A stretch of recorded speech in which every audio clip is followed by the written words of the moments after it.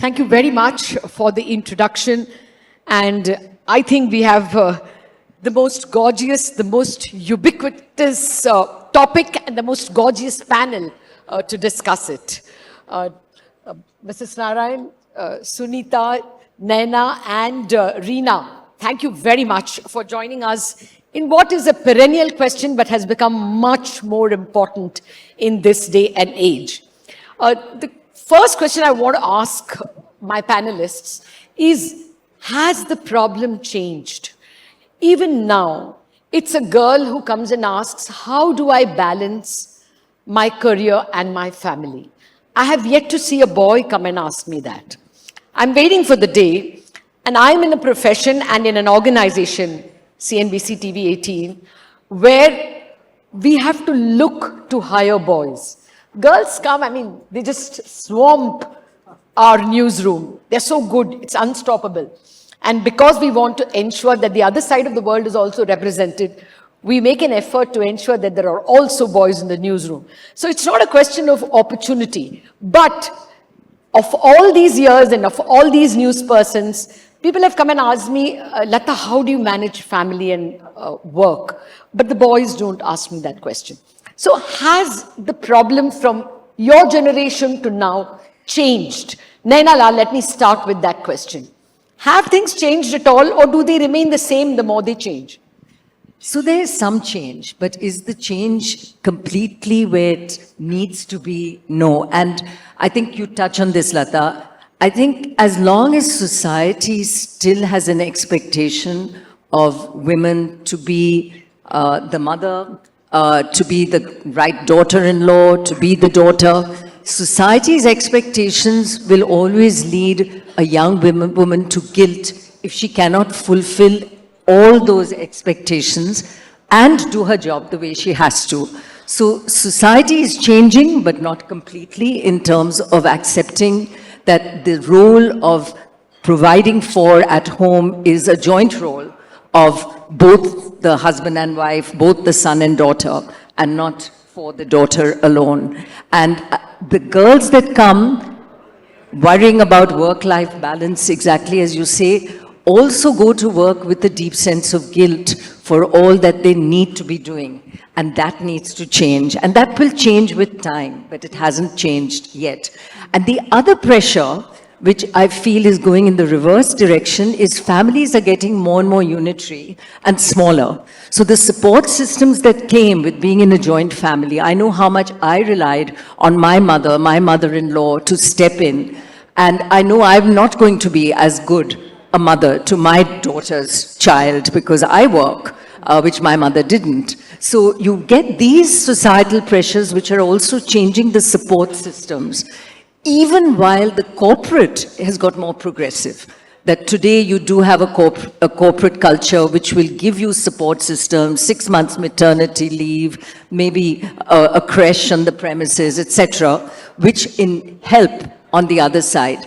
So it's different pressures coming on the one side, some easing on the other, but the problem doesn't go away. Okay. Well, thank you very much for putting so many points on the table in terms of, the social evolution and working mothers and mothers-in-law, making it difficult for the younger generation, which probably you and I had easier. And the need for both society and government to pitch in. So many questions over there. But Suneeta, let me toss the same question to you. You and your sisters are a living example of disagreeing with what Naina said. I mean, well, who says there are no opportunities? It is Pratap Reddy and daughters that runs Apollo Hospital. For once, we don't have someone and sons running a company. But tell me, have the problems across generations improved, or have they not, as Naina says? I think certain things have improved, and that is expectations. What is not improved is the loss of the joint family system. So I was able to work 14 hours a day, travel almost every week because I had a good, the joint family system supported that. In today's world, I think we need to connect the dots. And the dots are family, work, and society. And those who connect those dots well actually do well.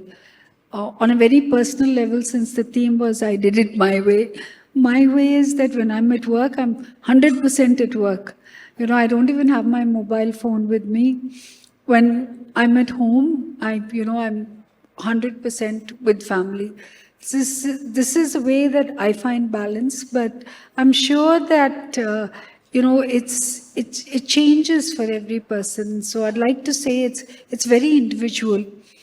But having said that, I think the theme for me is connect, see what society expects, see what the family expects and what is expected at work.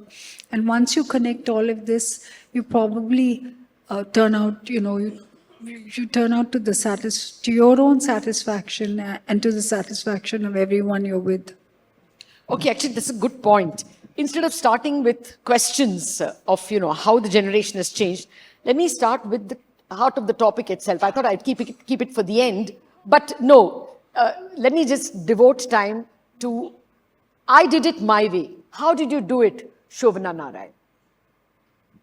And that's a very unique combination of being able to maintain both an extraordinarily artistic life and being a member of the IAAS, having a 9-to-5 kind of work as well.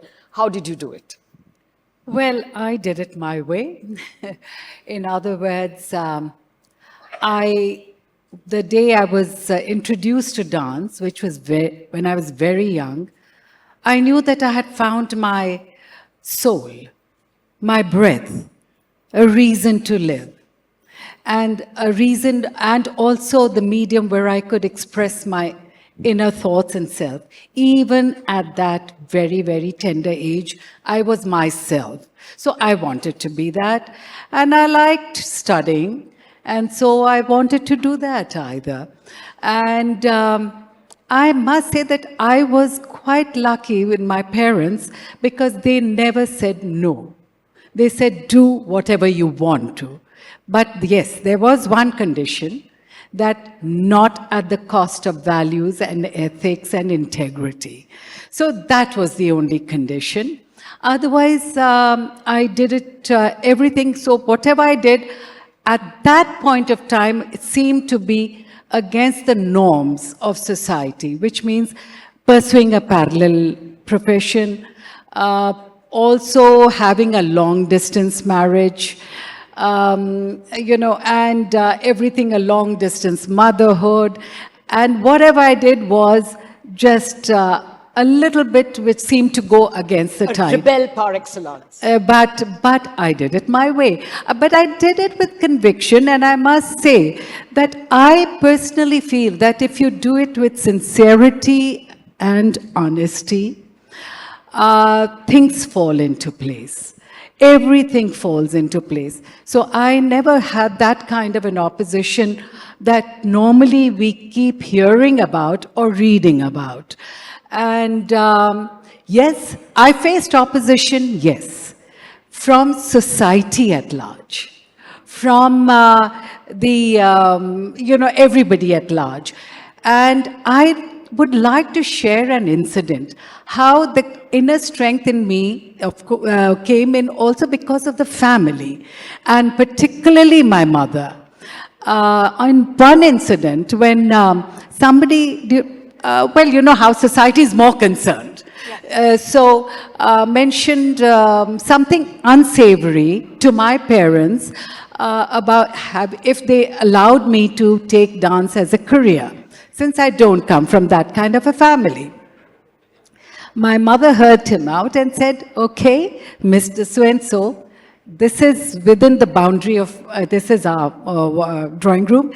Outside the boundary, it's public land. You are at liberty to go and say anything negative and adverse outside that boundary. But while you're here, please understand the dignity that we allow her as long as she maintains these principles. So I was very, very happy to see that. And this was when I was a tender 14 or 15 years old. Oh, that's extraordinary. I mean, that's really a path-breaking parenthood that you have enjoyed. And that's clearly showing in the kind of achievement that you've managed. But that's not the run-of-the-mill family. I was told that your goal in life should be to be a good mother, to have a good family.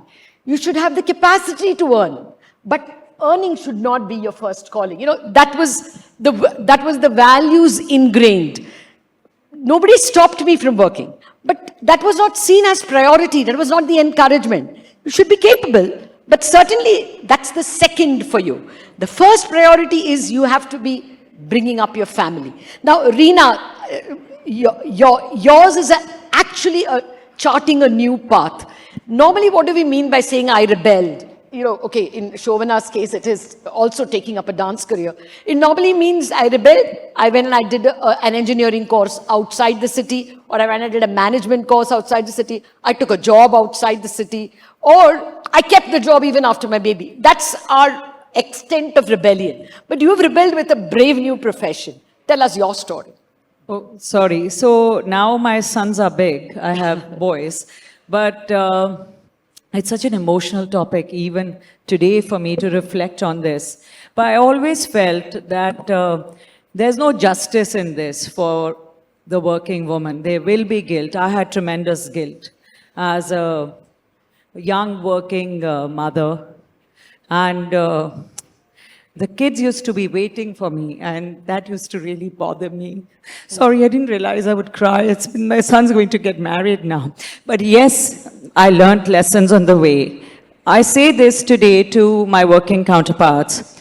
If you can carry your children to work, please do it. It's great to look at them, even if they're in the background creating a ruckus.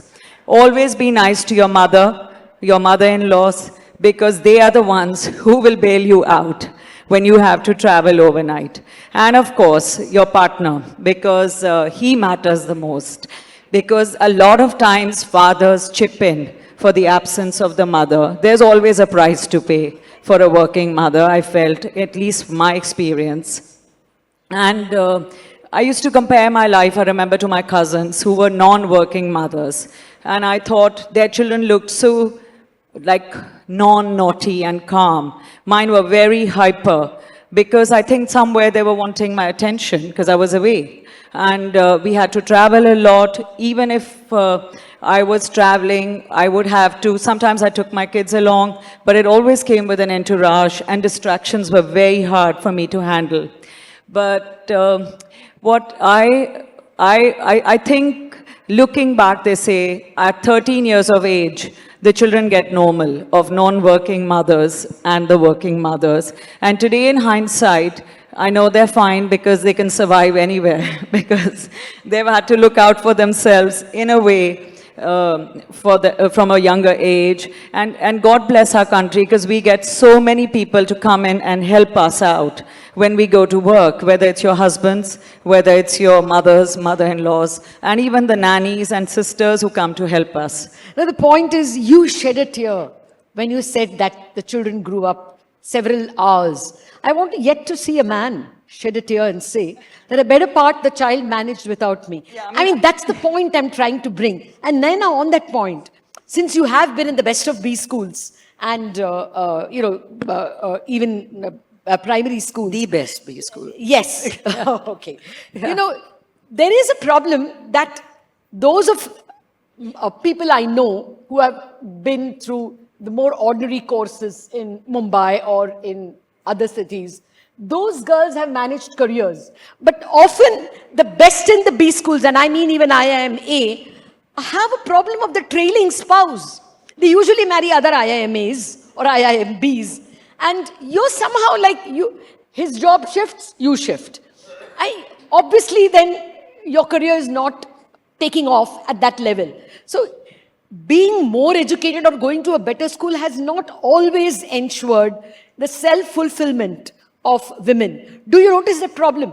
That more money is not the solution.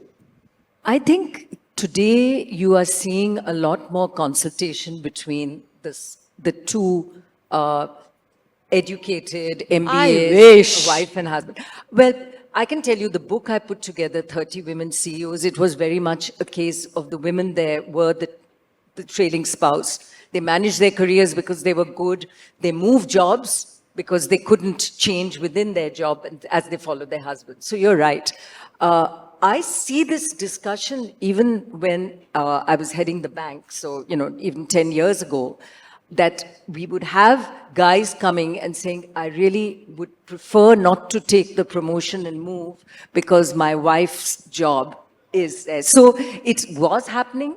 Couples have chosen, and I had two of the key women reporting to me who, with some hesitation, opted for long distance marriages because they took the promotion and moved away.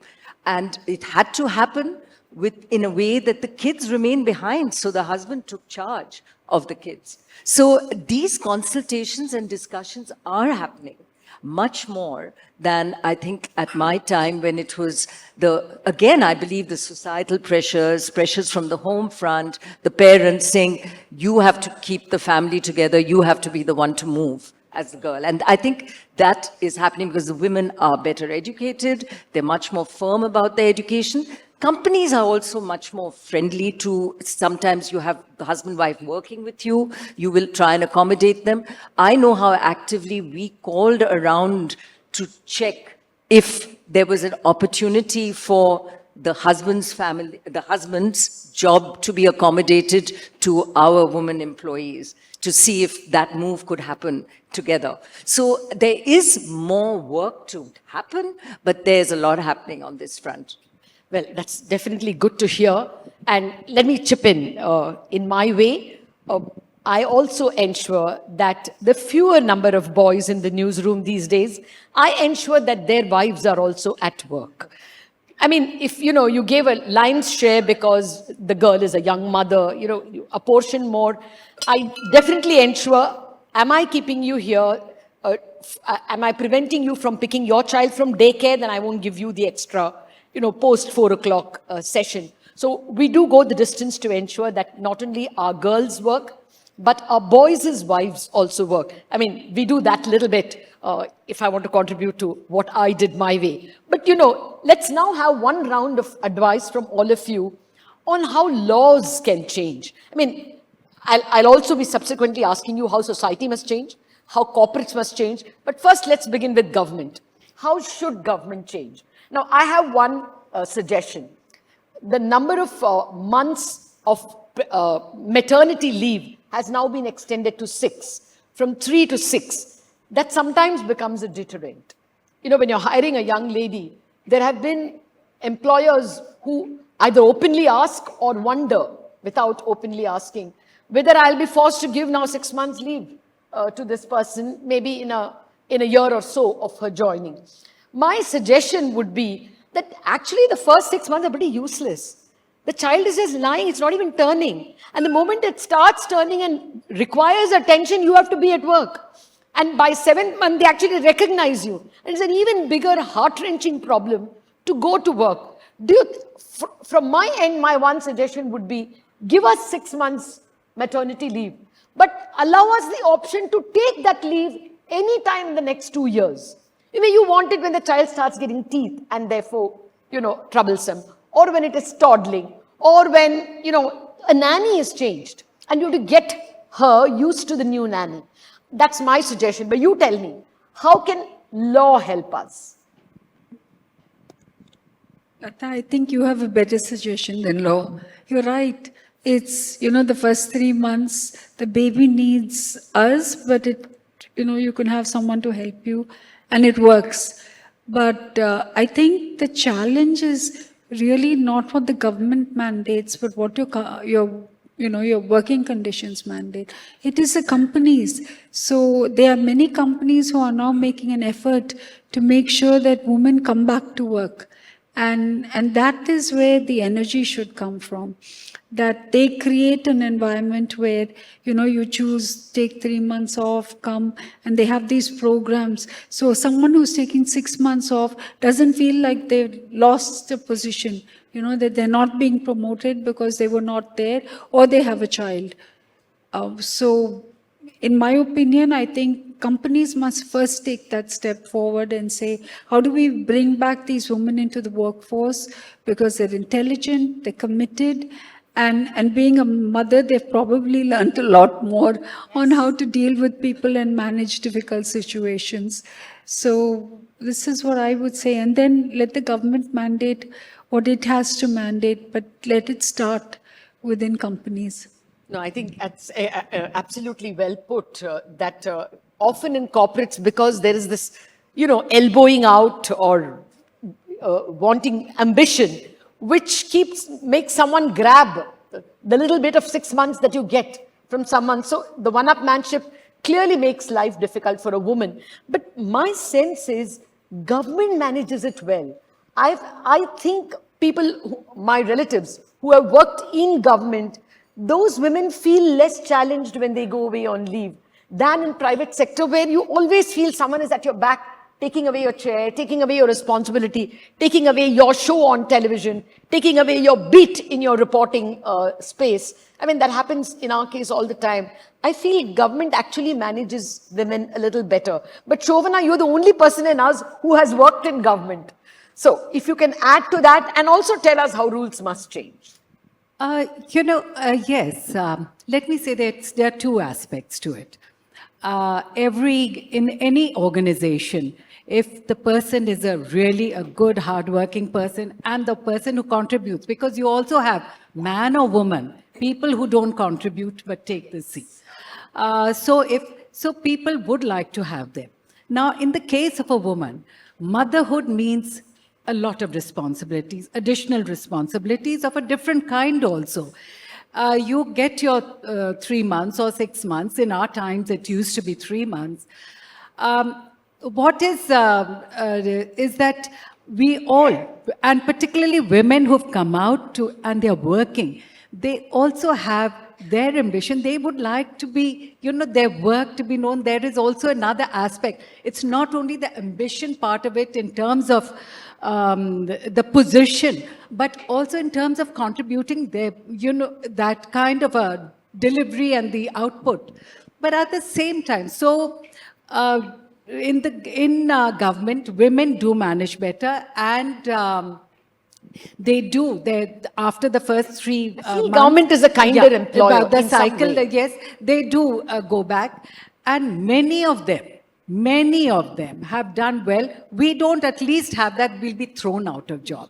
We won't. We are there in the job. You might not be in the position that you were in. In that means you might not. You're be not running at the speed you thought yes, you would, exactly. but your foot is in the door. And you won't, your promotion is not going to get affected, or so all those aspects are there. There is a security, a mental security. It is a question of where your posting is, whether you like the posting, it's of your choice or liking, or would you go to another ministry or somewhere else. But that, of course, is part of it. But people actually, a good worker who has the reputation is welcomed back, and they do get good postings. And so far, I find that within the system, there have been people understand, are able to, and of course, a lot of our colleagues are male colleagues, but yes. But what is important is the quality of output, and therefore that matters. But we don't have that Damocles sword hanging over our head that we will be demoted, or we won't get our increment, or that we will be thrown out of our job. I think that's a basic security factor, mental security, that also goes a long way in giving that energy, that security to the woman. Absolutely well put. Yeah. Outstanding people will always be retained. I take your point, and I take a point about government's attitude of permanence of job to some extent. Latha, I think I have a long laundry list, and it goes beyond the subject we discussed. At the base level, it is about safety. Until it is entirely government's responsibility to provide safety. We've also seen now it is a corporate's or the hospital's responsibility to provide safety in the workplace. But, why do we not have well-lit streets? Why don't we have better police streets? Why do we have rules today which forbid women to work the 3rd shift at night? Some states, even Uttar Pradesh now has looked to change it, but it did it after some corporate pressure. So these the reason the rule is there for safety of women, but start with providing that safety so these rules which are discriminatory don't exist. So we have a long way to go in terms of the environment that we provide for women to succeed and work, and for families to not be worried that they're straying away from home. No, I think this calls for a round of applause. What Naina is saying is, please, to put the finger on the real problem, that if you had good law and order, this would not have happened. The very fact is that you don't have the basic infrastructure of lighting in every street and the confidence that the law will work in your favor. If we can provide that confidence, we would have won many battles for women, lower class, poor. A whole lot of problems would be solved if we can get the basic soft and hard infrastructure, the lighting and the law and order in place. I completely well taken. But your thoughts, Rina, how law can change or companies can change so that not just that women work, but women do, unusually and path-breaking things like you. Thank you. I'm with pathbreakers. I don't feel I'm one, but I really don't, but thank you. So I feel simple things like a creche, because they've come up with some kind of mohalla clinics. Now, I don't know if they were successful, but what I'm trying to say is, in an imaginary world, if we manage to give them good, healthy, safe creches in their own units and colonies, and for a certain economic section, that those be not either be very free of cost or taken care by the companies they work for. And if, I know in big factories in South India especially, they have a lot of female workers, so they have creches on a certain floor for the younger mothers because they don't know where to leave them behind. But mostly, I think it's the creche to also provide education for the younger kids, because the smaller, they start by about 2 to 3 years of age. And if there is nowhere for them to have those daycare centers, I feel that can help the corporate woman if she knows her child is safe. And there is a way for her to commute, like you said, and the lights are safe and she is safe to pick the child, and it should be in the line of convenience. Actually, our commute has become very, very rugged and tough in most of our metros. So that also adds up to the cost of travel, the strain on the mother or the worker. No, absolutely. I mean, take your point on everything that you mentioned. But now let me just come to the aspect of how society needs to change. Shovana, if I could start with you on that. You were a trailblazer.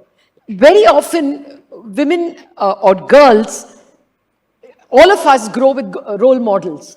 How many pilots have you seen who are women? How many astronauts did you see who are women? How many ministers did you see are women? How many chief secretaries or even secretaries have you seen as women? How many bankers? How many brokers? Often you model yourself on the numerous people you see like yourself. So what would a girl want to be? Teacher. Because you always saw girls as teachers. Do you think that's where we start? Just put more people in top positions. Yes, to a lot of people, they see somebody and they want to be they want to emulate that person. Now, in terms of numbers, yes, it could be better. It could have been better. It can be better, and I hope it's going to be better in all the fields. But we are going. I mean, yes, the numbers are increasing. Is society slowly. changing, you think? But society, I would like to ask a question. That when we're talking about change in society, we are seeing so many unfortunate incidents happening all day in, day out in every part of the country and the globe. Is it only patriarchy which is part of responsible for it, or we as women folk are also contributing to further that patriarchal mindset, values. to further that mindset, because somewhere we as women folk, now let's say that today we can say that a lot of women have gone out of the house to work, but yet it was happening even when women were sitting at home. and were doing nothing else. Yet, what kind of people were, what kind of a mindset are they instilling in their young child? And that's where I think both parties, man and woman, and particularly the woman, even with her intangible, not only the tangible, that you should be like that or do like that, but the intangible, her own actions, her own behavioral pattern, her own mindset will be much more, are much more potent than the actual said. And that is what we as women have to be very careful in every home. In every home, right at the beginning level, because that is where the child starts picking up the first. And the child is subject to a lot of good influences in schools, but then there's a disconnect. If it is a different environment or at home, so there's a disconnect. And then so the child goes another way. So we have to, I would say, when you're talking about society, the society, building of society starts at home.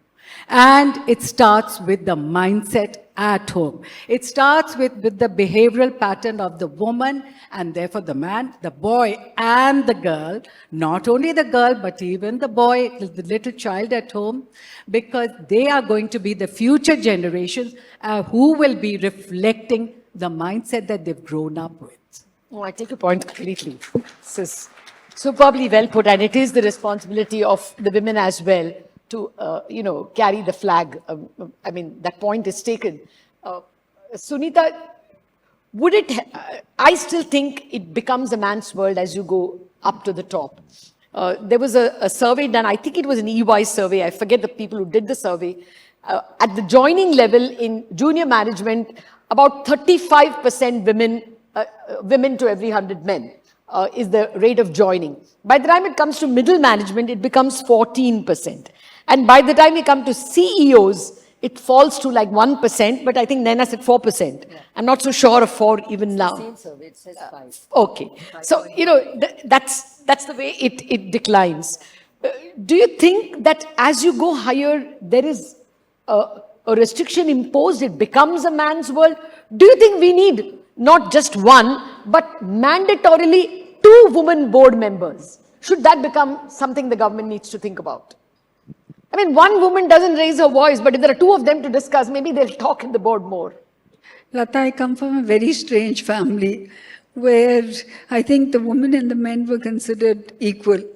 And I think that women should always earn their place because of the knowledge that they have and the commitment. And having a mandate is good because I guess you need to put mandates in the beginning.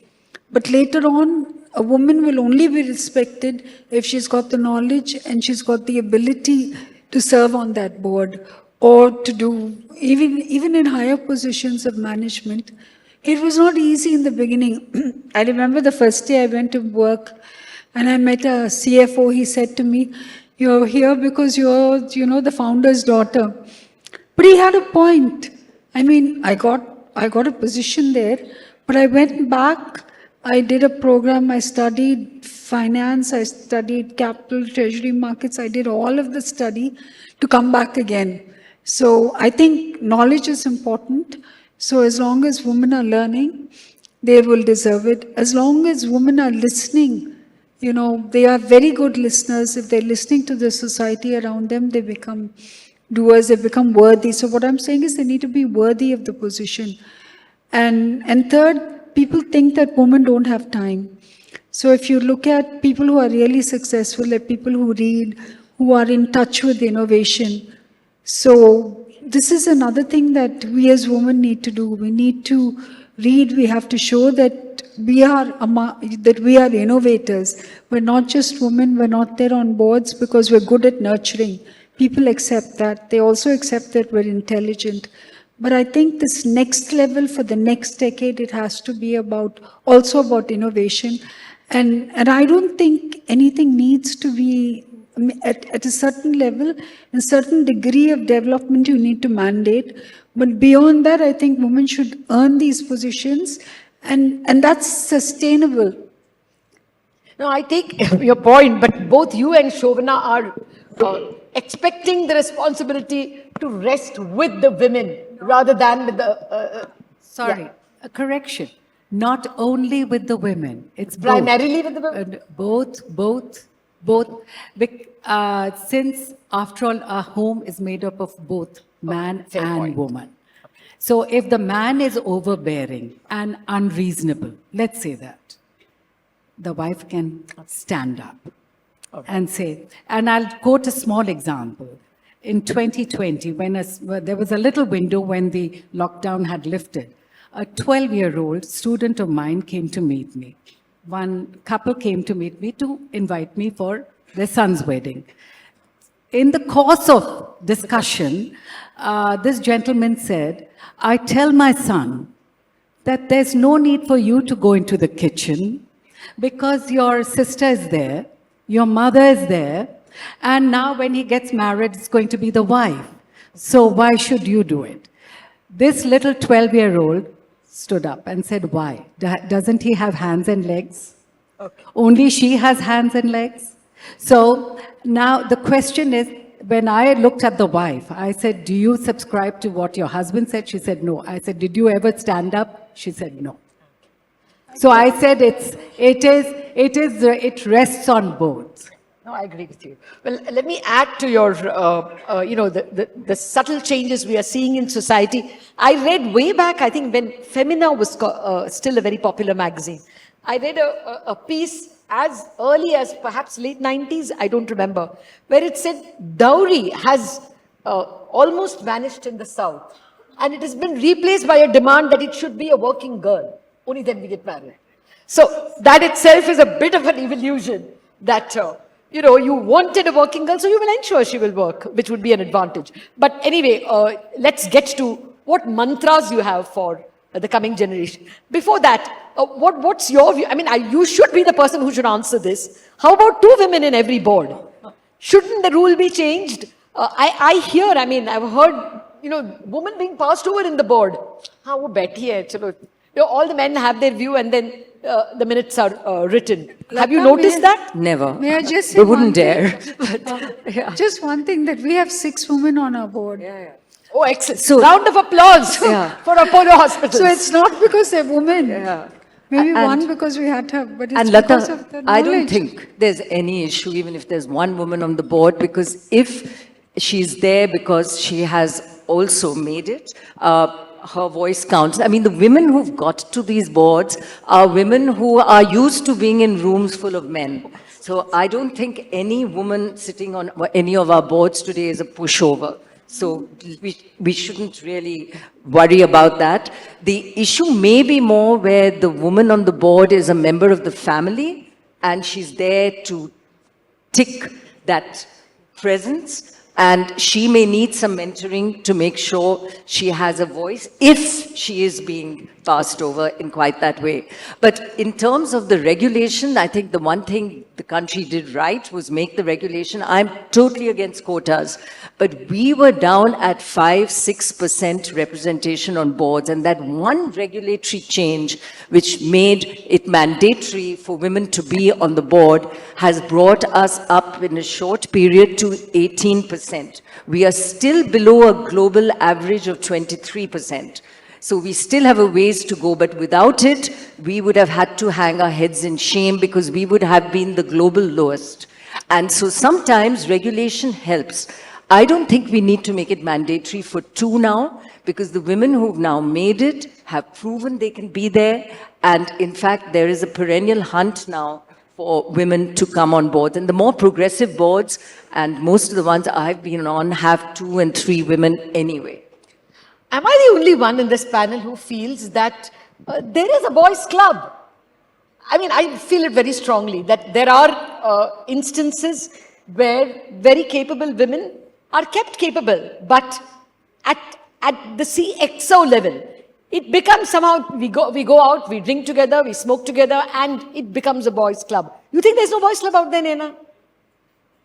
I think there was a boys' club. I don't think it's there today, because the issue is that today the hygiene policies in good companies of equal pay, equal opportunity, they exist. Now, the sad thing is they may exist on paper, they aren't always followed completely in practice, which sort of plays to your boys' club argument.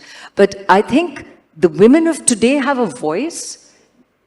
They negotiate, we negotiated, you navigate through that way, you don't take the shit.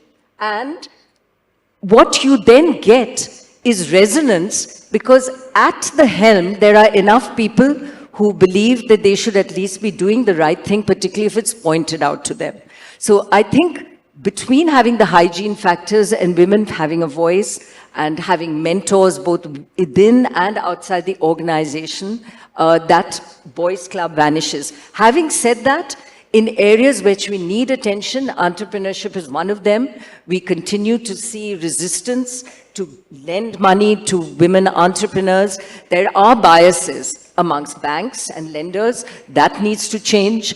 I think within families, why the son becomes the automatic, whether he is the best there or not, is an issue. And I often ask families where the girl has actually come in, would it have been the same if they had a son, or a son that was even interested in business? And, the frank ones amongst them say possibly not. So that male bias, the best kid in the family business should take over, whether boy or girl, might also need changing. But I think for every Suneeta or Shovana or Rina here that has proved it, it becomes easier for families to decide. And I am really struck by, there was a time when I would have young girls coming up to me at airports asking for advice. Now it's husbands, it's fathers, wanting to know what is right or wanting to share their experience with their daughter. That is a change, a big change. It's not girls they're fighting for themselves, it's families fighting for them.